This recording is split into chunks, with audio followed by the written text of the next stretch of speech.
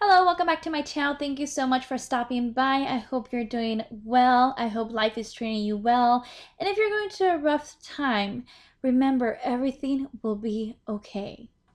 In today's video, we're going to be testing out the Fenty Pro Filt'r Longwear Foundation and see how the foundation worked out for me and how I created this look. Just stay tuned. Also, before continuing on, if you're not subscribed to my channel, I would deeply appreciate it if you would subscribe by hitting that red button below. So let's continue on with the video. So I was in Sephora and I actually got a sample from the Fenty. I ended up getting the shade 120. I thought that was a little bit closer to my skin tone. I don't know. We're going to try it out and see. Hopefully it was a match. I decided not to buy like the full bottle because it does retail for $39. It's a bit expensive and I really want to try it first before spending the money on a foundation. Especially now, like in a couple of weeks, Sephora's going to have their like 20 and 15 and 10% discounts depending on what level of membership you are. So I didn't want to purchase it right now. If it does work, I will probably definitely purchase it. But for right now, I just wanted to sample because girl is on a budget. For my left hand side, I'm actually going to use the Milk Hydro Priming Grip Primer just because I want to test it out how it's going to work with different primers. And on my right side, I'm actually going to be using the Benefit Professional. And I did my eyebrows already, that's why it looks kind of crazy, but we're going to work with that. So I ended up getting shade 120. So I'm going to use actually just my finger and I'm just going to dot it just a little bit because I feel like for a lot of foundations, you have to like start out little by little and then build up the foundation because otherwise you end up with a cakey face. And it has no smell at all. Okay. Well, it does have a smell, but it doesn't smell bad. Okay, I think I'm going to start out with that. And I'm actually just going to use my e.l.f. brush here to blend the foundation out.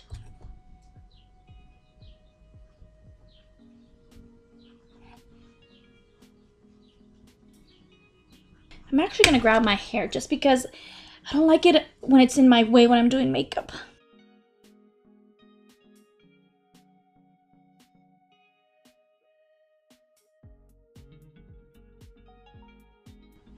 And right now my nose is very dry with allergies. I've been sneezing a lot and I've just been rubbing my nose a lot and it's not looking pretty right now.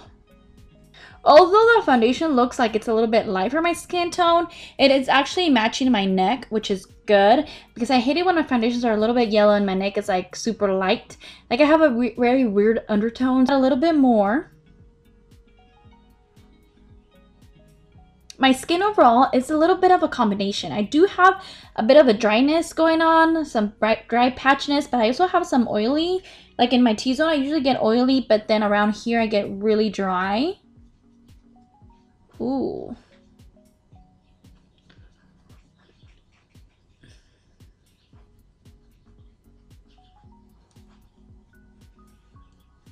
I look very light on camera.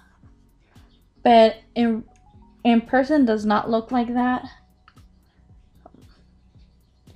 See, for me, like if I have a light foundation, it doesn't matter because then I could go in with my bronzer and add more color to it. So right now, I'm not liking how it's settling into my pores because I do have huge pores and I feel like it's settling around my nose area a lot. Let me try applying this foundation with the sponge and see if that makes a difference because right now with my brush I feel like it's sinking into my pores and I feel too like the shade might have been a little bit too light for me. I'm with my sponge and see if that makes a difference because sometimes the sponge can affect the foundation. If you use a brush it could affect the foundation, so let's try it here and see. So I add like technically like 2 pumps and honestly so far I feel like the foundation is pretty dry. It is a soft matte foundation, so it's supposed to be more of a dry foundation. And I think if you really have like dry skin, like really dry skin, this foundation will not work for you. But you know what? Let me add one more layer because this foundation is supposed to be a buildable foundation. So let's try a little bit more. Go in. Yeah, definitely if you have really dry skin, this foundation is not going to be for you because it's really clinching into my dry spots. And honestly, at first I thought the Milk Hydro Primer would look great on this side, but actually they're both equally looking the same way with both primers. I can't tell if the camera's picking up or not, but around this area, it's getting really patchy. Really patchy where I have like really dry spots. Yeah, so it's kind of clinging into my dry spots, especially on this area where I have the Milk Hydro Primer. It's acting up a little bit weird, especially because I think this the Milk Hydro Primer is more like it's a gripping primer, so that might affect the way the foundation's looking. Okay, so I'm going to complete my face. I'm going to do my whole routine makeup and see if that affects it a little bit, because sometimes once you're finished with your foundation, applying all your makeup products, then the foundation tends to look a little bit different than at the beginning. So we're going to give it a chance and see how it's going to look. But so far, just the foundation wise, it is sticking into my pores. It is clinching onto my dry spots. It's looking kind of funky, but we're going to continue on, and hopefully by the end of applying all of our products, the foundation's looking great, because sometimes it does take a while for that foundation to settle into your skin and just, I don't know, just to work with your skin. So let's give it a chance. For concealer, I'm going to use the L'Oreal Infallible in shade Oatmeal. I was going to go with e.l.f. Camo Concealer, but this one's a little bit too light, and especially because I have this foundation and it's a little bit too light. Let me balance this out.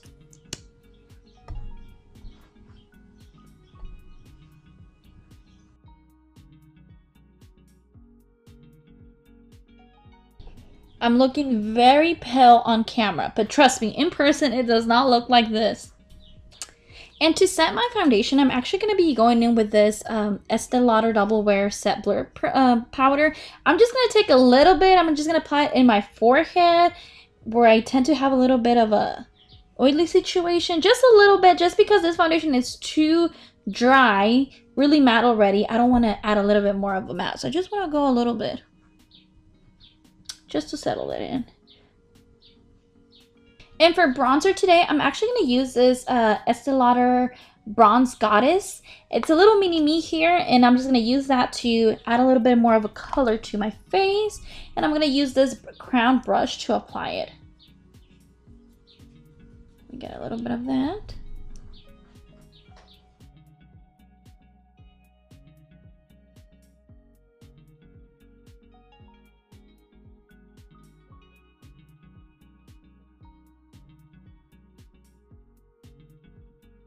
And to add a little bit more of that color to my face, I'm actually going to go in with Benefit Dallas. And this one is just more like a little deeper bronzer compared to the Estee Lauder. This one's a little bit more like red undertone, and this one's a little bit more darker. So I'm going to add a little bit of the Dallas just to add a little bit more color, because I feel like I need a dab more. Okay. And the Dallas, you can use it as a bronzer or a blush.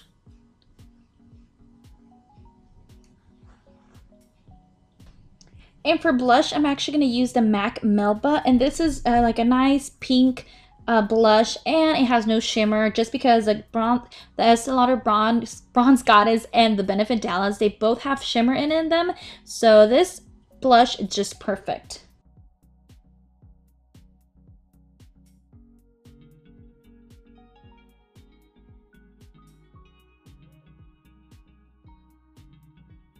For eyeshadow today, I'm just going to use the Estee Lauder Bronze Goddess just to apply it all over my lid. Just because one of those days that you don't want to wear too much makeup, this is just perfect. Just use your bronzer as your eyeshadow, and it's all perfect. And I'm going to take this Morphe E13 brush, and I'm just going to grab just a little bit of the bronzer, tap the excess, and I'm just going to apply it all over my lid here.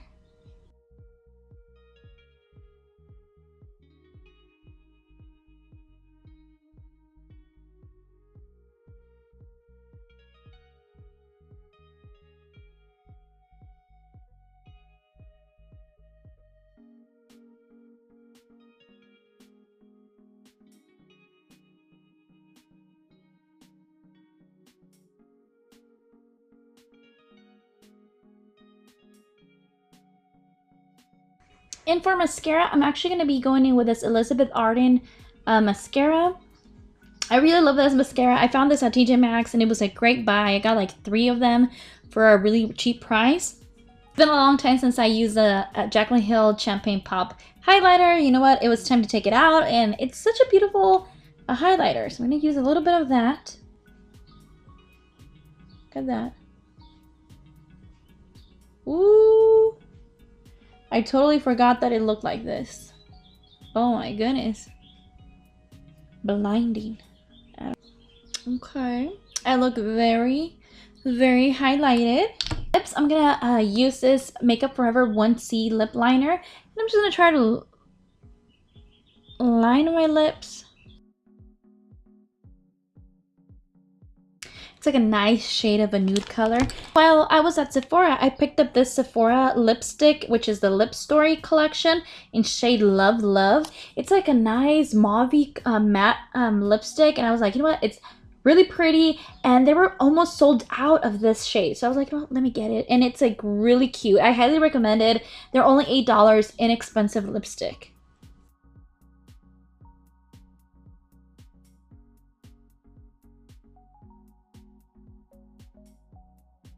With this lip stain from Sephora, which is in shade 33, just because I feel, there it goes. There. I feel like my skin feels a little bit too dry, and I'm actually gonna set my makeup with this Wetnwild Coconut 3-in-1 primer. I'm just gonna add this all over my face, just because the foundation, it's a little bit too matte. So we're gonna let this dry out. So this is the completed look, and honestly, the foundation looks a little bit too dry on my skin. Like I said, my skin is very combination. I do have dry patches, and sometimes I do tend to have a little bit of an oiliness going on. But right now, my skin is super dry because of allergies, and honestly, it clinched onto my dry patches, and I think it didn't make a difference if I used the Milk Hydro Primer or the Benefit Professional. I think none of these two primers made a difference onto my face. I think this foundation overall is a bit more dry. Like I said, if you have really dry skin, I will not recommend this foundation for you. But if you do have like really oily skin, this foundation might work very well for you, because you know you already have those oils going on. So in this foundation, it's matte, so it's going to complement each other. And I think if you have dry skin, you really want to moisturize your skin first, prepare the skin to be really hydrated, and then add on the foundation, because I think that's how it's going to work out. Because right now, just by adding the primers, my skin just looks very dry, and it did clinch onto my dry patchiness. But overall, coverage wise, I would say it's like a medium coverage, because I can still see my acne coming through here. I have some like marks here, some dark spots. They're still coming through. But overall, it's not a bad foundation. I do have like some clumpiness going around here, but I think it's the concealer, the L'Oreal concealer, that made that. Because on my forehead, the foundation looks good. Like on my forehead, I don't have any like dry patchiness, and on my forehead, it does look good. Just here, like my dry patchiness here that I'm having, it's because of the concealer, not the actual foundation. And they do sell the primer for this foundation. I didn't get a sample of the primer just because in reality, I'm not going to be purchasing two items. I'm not going to purchase the primer and the foundation. That's going to total up like to $60 or $70. And for me, I just like to try out the foundation and use the primers that I had. But overall, I think this foundation, it will be really good for oily skin, but not for dry skin. So I hope this video was helpful for you in deciding whether or not you want to purchase this foundation. If you did enjoy this video, please give it a thumbs up. Also, if you're not subscribed to my channel, I would deeply appreciate if you would subscribe. And I'll see you next time, and thank you so much for watching.